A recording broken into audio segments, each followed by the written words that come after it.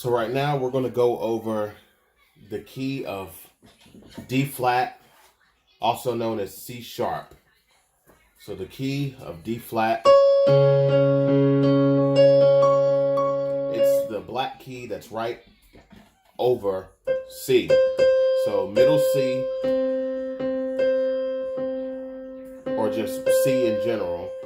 When we go up a half step and we're at D flat. And then we do our whole step, whole step, whole step, half step. Hold on, Adriel.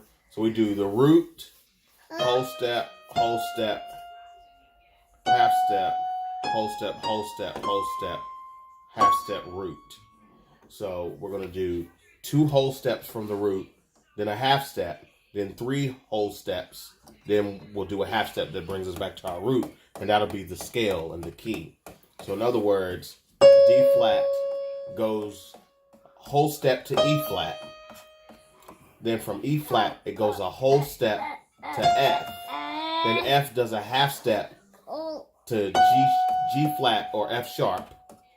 And then from G flat, we go a whole step to A flat or G sharp. And then we go from A flat, watch out Adriel, go from A flat to B flat as a whole step. And then from B flat, we do one more whole step to C. And then from C, we do that half step back up to D flat. So root, whole step, half step, whole step, whole step, whole step, half step. And that, you follow that rule with any major scale, and you'll always find the key, the scale of whatever it is you're trying to find.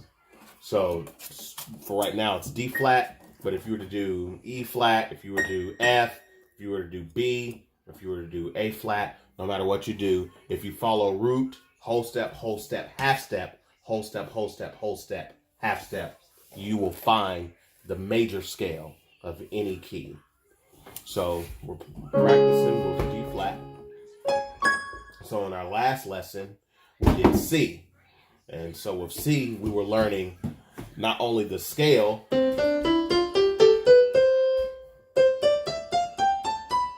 but we were also learning the chords, and we learned how to make a chord, and what I would call it the 1-3-5 chord, or the first major chord in the scale. So with C, it would be a 1-3-5, which will be C, E, G.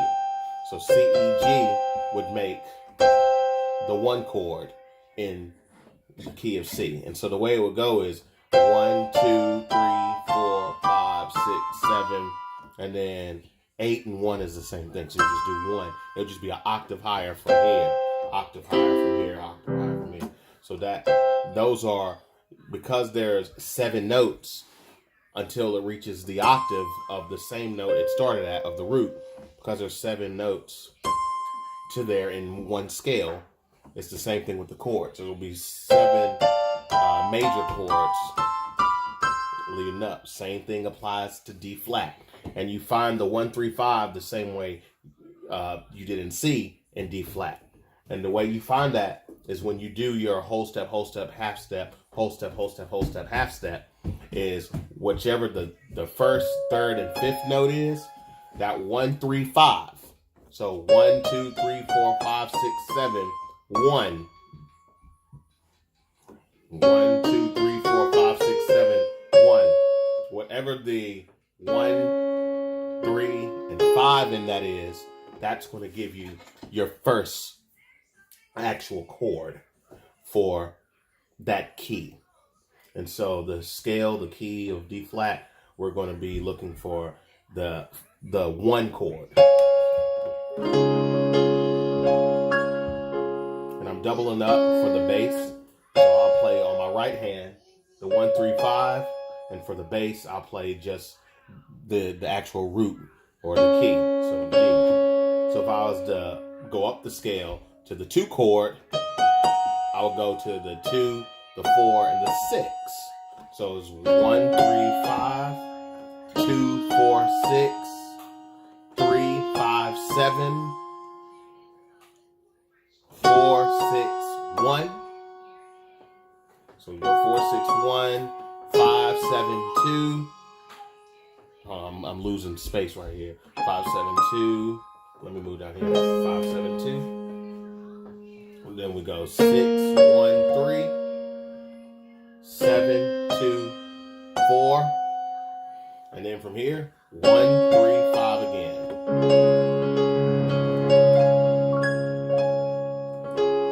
And so that's how you find that one chord, and you move up to the 2 chord, 3 chord, 4 chord, 5 chord, 6 chord, 7 chord, and then back to the octave higher from the other one.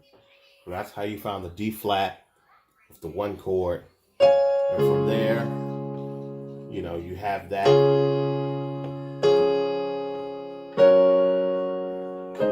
And so what I like to do is, after I kind of get comfortable practicing that, finding D flat, finding the scale, after I practice, you know, kind of doing the chords, then adding the bass. And then after I, you know, practice doing all the chords together a few times, after I do that and I get comfortable doing that, kind of getting my fingers ready, doing my little finger exercises that I've learned, stretching my fingers out, pressing them together, shaking my hands. But, you know, after just working that a little bit, then I like to do progressions. Progressions are different patterns that you do in a set scale. Doesn't always have to be in that set scale, but for this instance, it would be. That almost sounds like a melody or sounds like a rhythm that goes to a song. So what I would do is I would go from the 1 chord to the 3 chord to the 4 chord to the 5 chord, then back to the 1 chord. So what it does is it gets me kind of used to making little changes. So I'll be like,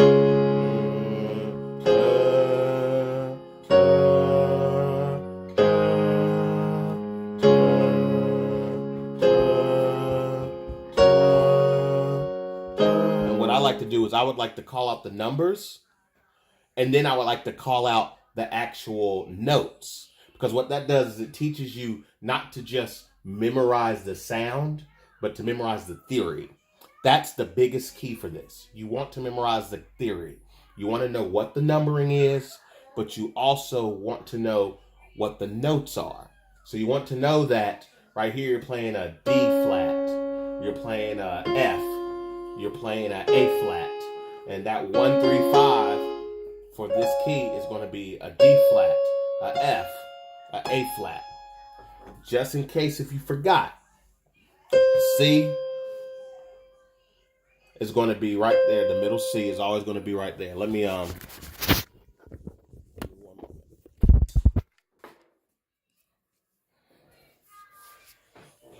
So we got C right here, D, E, F, G, A, B, C.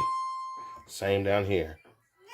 C, D, E, F, G, A, B, C. Now from here, C, D. D, anything going this way is going to be a flat. So that's a D flat. Anything going this way is going to be a sharp. So that would be a D sharp. But in this case, we'll do D flat, E flat. And so that's how we would know it. I like to work in flats. Some people like to work in sharps, and some people have certain ones they call sharps, certain ones they call flats. Everyone does it differently, but as long as it's the right one, D flat, E flat, G flat, A flat, B flat. That's how I like to do it. So with D flat, we know it's D flat, E flat, F, G flat, A flat, B flat, C, D flat. All right. So I'm going to return this back.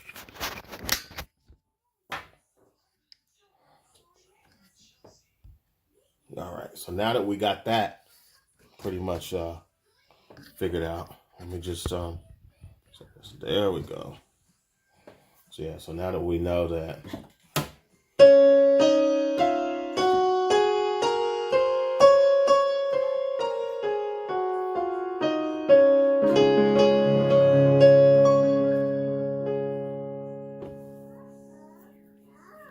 got that figured out. And so from there, what was I doing? We was doing the progressions. So the progression will be 1, 3, 4, 5, 1, 3, 4, 5. And that's just the chord numbering. So I'm numbering the chords. Now we're going to do what each note is in each chord. G flat, F, A flat. So G flat, F, A flat. Then for 3, it's F, A flat, C. Then we have G flat, B flat, D flat. So that's G flat, B as in boy, B flat, D flat. And then we have A flat, C, E flat, A flat, C, E flat. Knowing these is so important because if you know the theory, then you can look at paper that has these notes spelled out and you can play it that way. You can also look at paper with the numbers and then they just say the key and you can play it. Like if somebody says, I want you to play in the key of D flat and I want you to play the 1, the 3, the 4, the 5, and I want you to repeat that 4 times, then you know, okay, the key of D flat. And if they just want you to play straight major chords, then you know, all right, 1, let's say they want you to do a 1, 2, 3, 4. 1, 2, 3, 4. 1, 2, 3, 4. 1, 2, 3, 4. 1, 2, 3, 4. 1, 2, 3, 4. 1, 2, 3, 4. 1, 2, 3, 4. 1, 2, 3, 4. 1, 2, 3, 4. And so that way you know the theory as well, because you know it's D flat E. I mean D flat F, A flat, F, A flat, C, G flat, B flat, D flat, A flat, C, E flat. And then sometimes just saying the notes like that while you play it will get you that practice, getting used to seeing where everything is and where it's going. And then you get that theory in, you don't have to depend on your ear so much. But what it does is it strengthens your ear and your eyes to work at the same time. Because if you're just going to learn how to play things with your ear, then when you try and learn something that's out of your skill level, that your ear can't pick up, or something that your ear can't pick up, but is in your skill level, then the theory helps meet your skill, where your ear may not have the strength.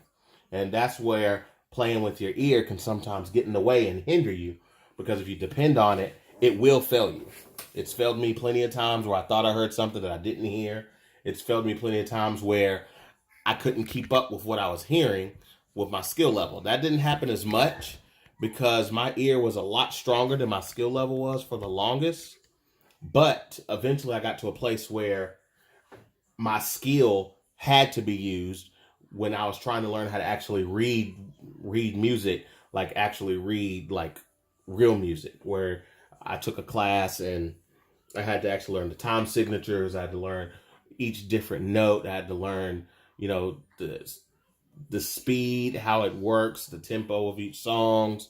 It was just crazy, half notes, whole notes, and had to learn all of that stuff. I don't teach reading music. I teach more like chords, numbers, scales, but I don't really teach the actual reading part as far as classical music, classical reading. But even when I had to learn how to do that, my teacher would slap my hand every time she caught me trying to cheat, which I wasn't purposely trying to cheat. My ear just knew where to go. And so my finger would go where my ear thought it's supposed to go, but the music didn't say that. Even though the music sounded like it when I heard it, that's not what the book said. And so what my teacher ended up doing is switching my music from everybody else's in the class. And I had to learn a totally different song that I had never heard. And because my ear had never heard the music, I didn't know how it sounded. So I had to depend on what the music said. And when I learned it that way, I appreciate hearing it the first time as I played it. Because once I played it and I followed the timing, I followed where my finger's supposed to go, I actually heard the music the first time by myself. I didn't cheat. She didn't even let me know the name of the song. She just showed me the actual just the key signatures and just the sheet music. She just gave me the sheet music. So I had to literally learn a song and I had no title. Where everybody else was learning the same song because they didn't have a developed ear. I had to learn based through that way. So that's a really good lesson to learn, is just how to really cut your ear off and get your skill and your theory to the place where it complements your ear instead of your ear taking away from your theory. So that's just one lesson from one ear pianist to another ear pianist. When you play with your ear, there are consequences to it and there are cons, even though there are the pros. But if you balance them, it makes beautiful things. Because now I can create my own music. I can write my own music. I can develop my own music, where some people can only play what they hear. They can only play what they read. They can only play what they see, because they don't know how to hear something in their head and come up with it. Whereas I can, because of my ear. But learning the theory helps, because not only can I play something that I hear, and not only can I create something that I heard, I can now, what's the word? I can now write it out, I guess you could say. The proper term is, it's left me. But I can actually transcribe, or I can write it out. So it's cool, because now I can put, okay, guys, I can tell a guitarist, I'm playing in this key. These are the numbers I'm playing, or these are the chords I'm playing. I can write up tabs. But either way, I can help other musicians play a song I created, because I can tell them where to go, because I have the theory. And because knowing the theory, you can hear something in your head with theory that you don't have to play on the keys. And I love that. I can be playing the drums, and I can actually tell a keyboardist, no, don't go there, go here for that part. Because when we transition to this part, you need to go to the E flat first, then the A flat, and then you can drop, and you can do a sus on that minor 7. I can talk like that with musicians because I understand the theory. So it's very important to learn that. But with that being said, the 1, 3, 4, 5, 1, 3. Oh, sorry, that 1, 3, 4, 5, 1, 3, 4, 5, 1. So we get that 1, 3, 4, 5 pattern going. And then from there, 1, 3, 4, 5.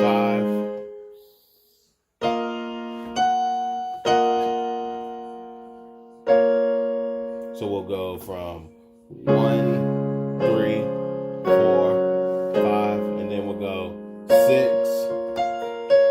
And arpeggiating is good to really get your music to sound pretty, more beautiful.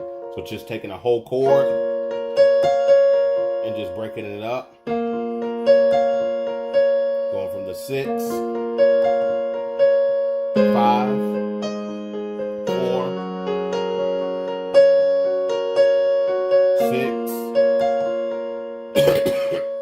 3, 4. Because what that does, that kind of gives the music a different sound. Because you can keep playing 6, 5, 4 with the arpeggiating, going back and forth. 6, 5, 4. And then you can also go 6, 3, 4. It just gives a little different sound. 6, 3, 4, 5, 6, 5, 4. And the cool thing about D flat, 6, it has all the black keys, 5, in it, 4. So you can actually, so because all the black keys are actually in the key of D flat, you can run across all the black keys and it doesn't throw it off.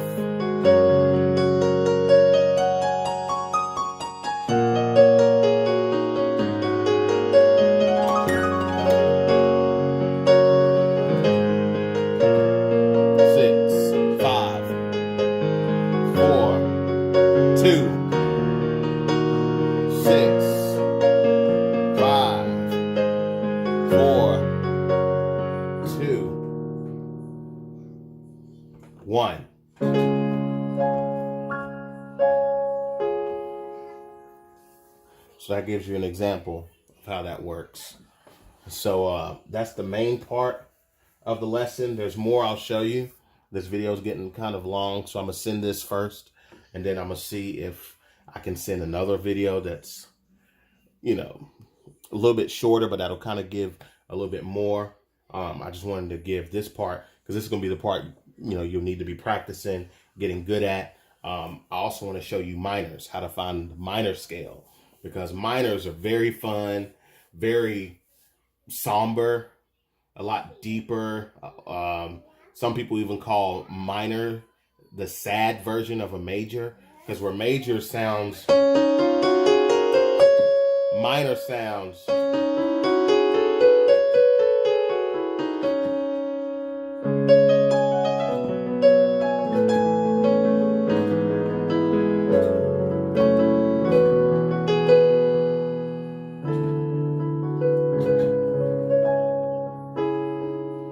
and major is more.